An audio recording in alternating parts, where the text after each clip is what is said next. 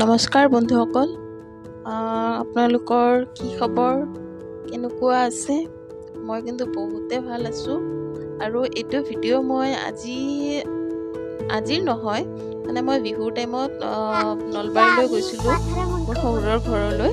চ' তাতে বনোৱা ভিডিঅ' হয়, কিন্তু এডিট কৰাৰ কাৰণে তেনেকৈ মানে টাইম পোৱা নাছিলোঁ, সেইকাৰণে এতিয়া এডিট কৰি দিলোঁ। আপোনালোকে চাই ভাল পাব বুলি আশা থাকিল। এতিয়া মানে মই গুৱাহাটীৰ পৰা যাই নলবাৰী পাই পেলাই পাকঘৰত এয়া মই চব্জি কাটি আছোঁ। আৰু এই সৰু বাচ্ছা দুজন যে এইটো ভতিজা ল'ৰা হয়, সিহঁতে মোৰ লগত আছে আৰু তেনেকৈ ভিডিঅ' বনাই থকাৰ কাৰণে মোৰ লগত আছে আৰু কি কৰিব কি নকৰিব তেনেকুৱা সিহঁতে চাই আছে আৰু সুধি আছিলে মোক, তোমাৰ ভিডিঅ'বিলাক দেখোন মোবাইলত দেখা পাওঁ, তোমাক মোবাইলত দেখা পাওঁ, তেনেকৈ সিহঁতে ইমান বুজি নাপায় ন, সেইকাৰণে এনেকৈ সুধি আছিলে। এনেকৈ মই চব্জি কাটি আছোঁ, মানে পাঠাৰ মাংস বনাম বুলি।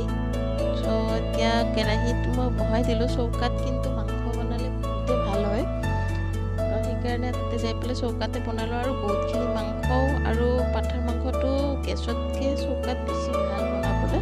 মই বনাই চৌকাত সেনেকৈ ভাল পাওঁ, চব বস্তু বনাই ভাল নাপাওঁ আৰু এনি টাইম চৌকাত বনাই ভাল নাপাওঁ, কিন্তু হেৰিখিনি মই চৌকাত বনাই ভাল পাওঁ, মাংস চাংসবিলাক, কাৰণ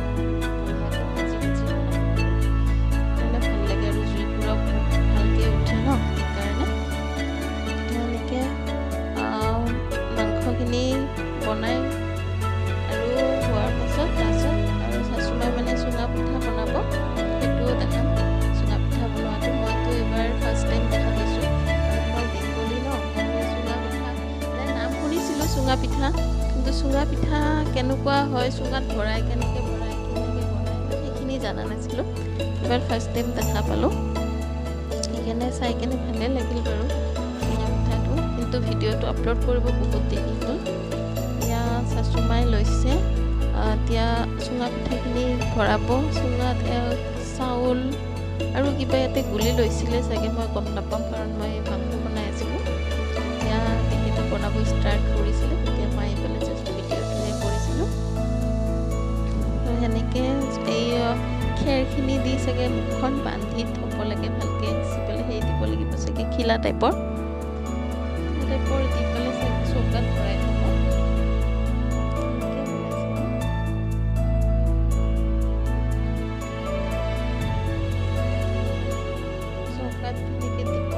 কেইবাটাও বনাইছিলে বাৰু, মই খালোঁ বাৰু, বেয়া নালাগে, খালোঁ ৰঙা চাহৰ লগত, ভালেই লাগিছে খাই, বেয়া লগা নাই।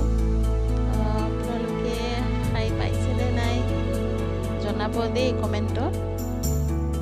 মোৰ কিন্তু খাই ভালেই লাগিলে, আৰু মোৰ বেংগলী পিঠাবিলাকতকৈ অসমীয়া পিঠাবিলাক খাই ভাল লাগে, কাৰণ সেই পিঠাবিলাকত গেছ নহয় খালে।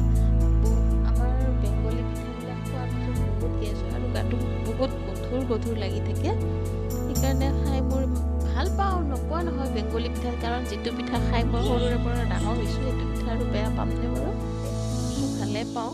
তেনেকৈ তেখেতে গোটেইখিনি চুঙাত তেনেকুৱা 4-5টামান চুঙা বনাইছিলে, সেই গোটেইখিনিত পিঠাগুড়িটো ঢালি পেলাই বনাইছিলে। তাৰপিছত মই গুৱাহাটীত লৈ আহি পেলাই খাইছিলোঁ পিঠাখিনি, ভালেই লাগিল আৰু চাইও ভাল লাগিল। আৰু তেনেকৈ মই এই মেজি জ্বলোৱা, মেজিৰ গুৰিত যোৱা সেইবিলাক গম পোৱা নাছিলোঁ, সেইখিনিও তাতে যাই সেইখিনিও পালোঁ, ভাল লাগিছে বাৰু। মেজিৰ গুৰিত কি কৰে কি নকৰে, আমাৰ তেনেকুৱা একো নিয়ম নাই বাৰু, কিন্তু তাহাঁতৰ তাতে আছে যিহেতু, গৈ পেলাই চালোঁ, ভাল লাগিছে।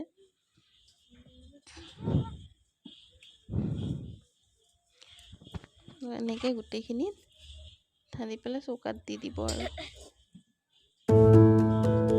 এতিয়া সৰু বাবুৱে ক'ব আৰু, চাবচোন কি বনাইছোঁ মই সুধোতে, চাই থাকিব দেই, চাব।